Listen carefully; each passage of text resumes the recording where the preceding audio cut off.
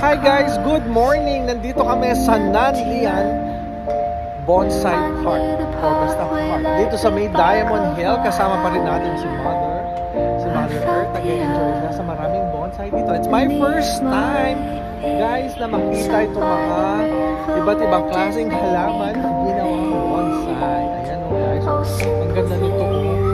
Ayan o.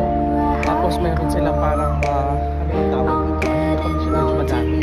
Madami guys, ayan, hindi muna kayo guys. So ayan.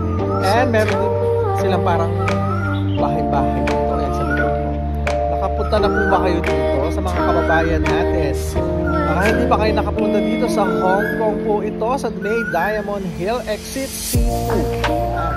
Paglabas nyo ng Plaza Hollywood, makikita nyo na itong park na to.